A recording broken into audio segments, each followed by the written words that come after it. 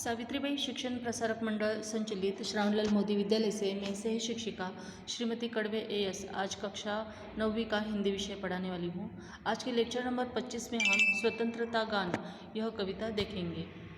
सबसे पहले हम प्रस्तावना देखेंगे, उसके बाद कविता का वाचन लेंगे, उसके बाद कवि परिचय लेंगे, कविता का संपूर्ण भावार्थ देखेंगे और कविता के अंतर्गत जो भी कठिन शब्द आएंगे उनके अर्थ भी देखेंगे।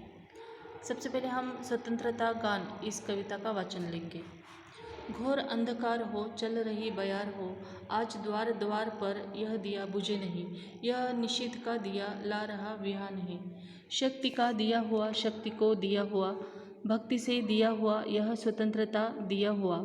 रुक रही न नाव हो, जोर का बहाव हो, आज गंगाधार पर यह दिया बुझे नहीं, यह स्वदेश का दिया प्राण के समान है। यह अतीत कल्पना, यह विनीत प्रार्थना, यह पुनीत भावना, यह अनंत साधना। शांति हो, अशांति हो, युद्ध संधि क्रांति हो, तीर पर कछार पर यह दिया बुझे नहीं, देश पर समाज पर ज्योति का वितान है। 3-4 फूल है, आसपास धूल है, बांस है, बबूल है, घास के दुकुल है। वायु भी हिलोर दे, फूंक दे, चकोर दे, कब्र पर मज़ार पर यह दिया बुझे नहीं, यह किसी शहीद का पुण्य प्राण दान है। झूम झूम बदलिया, चूम चूम बिजलियाँ, आंधियाँ उठा रही, हलचले मचा रही।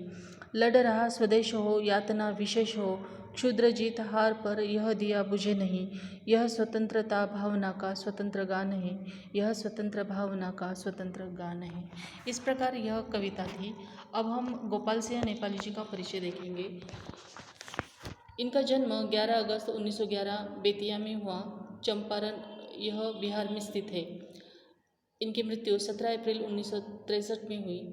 इनका मूल नाम गोपाल बहादुर सिंह है। आप हिंदी के छायावादोत्तर काल के कवियों में महत्वपूर्ण स्थान रखते हैं। कविता के क्षेत्र में आपने राष्ट्र प्रेम, प्रकृति प्रेम तथा मानवीय भावनाओं का सुंदर चित्रण किया हुआ है। आपकी प्रमुख कृतियाँ हैं उमंग, पंछी, रागिनी, नीलिमा, पंचमी, रिमझिम आदि इनके काव्य संग्रह प्रसिद्ध है। रतलाम टाइम्स, चित्रपट, सुधा एवं योगी नामक 4 पत्रिकाओं का इन्होंने संपादन भी किया हुआ है। अब हम पद्य संबंधी थोड़ा सा देखेंगे। यह एक प्रेरणा गीत है। प्रेरणा गीत वे गीत होते हैं जो हमारे दिलों में उतरकर हमारी जिंदगी को जूझने की शक्ति और आगे बढ़ने की प्रेरणा देते हैं। प्रस्तुत कविता में गोपाल सिंह नेपाली जी ने स्वतंत्रता के दीपक को हर परिस्थिति में प्रज्वलित रखने के लिए प्रेरित किया हुआ है। अब हम स्वतंत्रता गान यह गोपाल सिंह नेपाली जी लिखित कविता अब विस्तार से देखेंगे। घोर अंधकार हो, चल रही बयार हो, आज द्वार द्वार पर यह दिया बुझे नहीं, यह निशीथ का दिया ला रहा विहान है। कवि कहते हैं कि यह स्वतंत्रता रूपी दीपक सदैव जलते रहना चाहिए, चाहे कितना ही अंधकार हो, कितनी ही तेज हवा चल रही हो। आज देश के हर घर के द्वार पर यह दिया जलते रहना चाहिए। यह दिया परतंत्रता रूपी घोर अंधकार में एक नया सवेरा ला सकता है या फिर ला रहा है। शक्ति का दिया हुआ, शक्ति को दिया हुआ, भक्ति से दिया हुआ, यह स्वतंत्रता दिया हुआ। रुक रही न नाव हो, जोर का बहाव हो, आज गंगाधार पर यह दिया बुझे नहीं, यह स्वदेश का दिया प्राण के समान है। कवि कहते हैं यह स्वतंत्रता रूपी दिया स्वतंत्रता सेनानियों ने बड़ी शक्तिपूर्वक प्राप्त किया हुआ है और नई पीढ़ी के शक्तिशाली हाथों में दिया है। यह दिया देश के कर्णधारों ने युवकों के हाथों में भक्तिपूर्वक सौंप दिया है, इस आशा से कि वे इस दिए को कभी बुझने नहीं देंगे।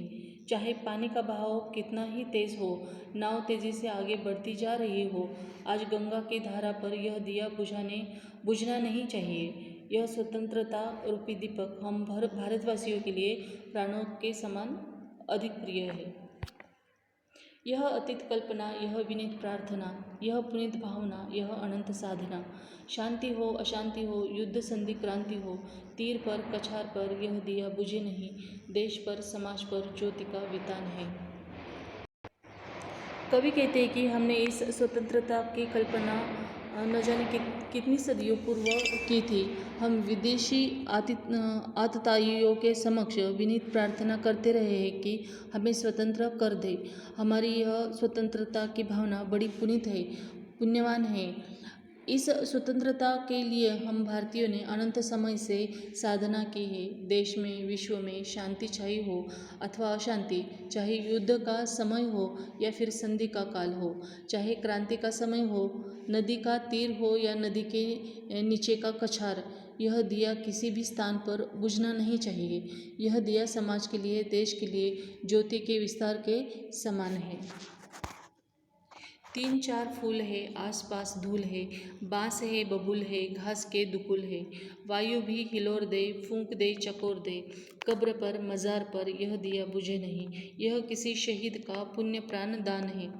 कवि इन पंक्तियों में कहना चाहते हैं कि चाहे 3-4 ही फूल हो, आसपास धूल भी हो, चाहे ऊंचे बाँस हो या फिर बबूल ही क्यों न हो, चारों ओर घास की चादर फैली हो, वायु चले तो उस घास में लहर पैदा हो जाए, वायु चाहे फूंक मारे या तेजी से झकझोर दे, चाहे किसी की कब्र हो या फिर मज़ार हो, किसी भी स्थान पर यह दिया बुझना नहीं चाहिए। यह दिया अनेक वीरों ने शहीद होकर देश के लिए मानो अपने प्राणों का पुण्यदान दिया है, इसलिए ये दिया कभी बुझना नहीं चाहिए।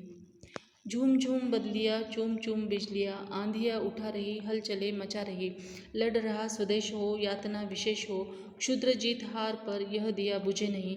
यह स्वतंत्र भावना का स्वतंत्र गान है। अब इन पंक्तियों में कवि कहते हैं कि देश में चारों ओर अराजकता रूपी बादल मंडरा रहे हैं। देश के कर्णधारों के समक्ष अनेक समस्याएं आंधी के समान हलचल मचा रही है। देश के लोग विभिन्न कारणों से आपस में लड़ रहे हैं, कहीं भाषा का झगड़ा है, कहीं किसी अन्य कारण से, परंतु इन छोटी छोटी बातों के कारण स्वतंत्रता रूपी यह दीपक बुझना नहीं चाहिए।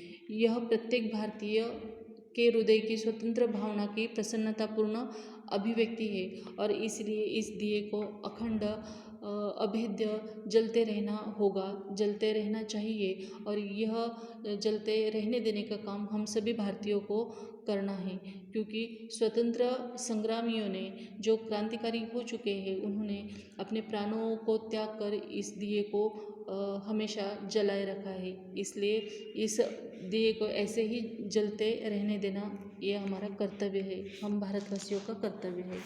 इस प्रकार यह कविता थी। इस कविता के अंतर्गत जो कठिन शब्द आए वो इस प्रकार थे।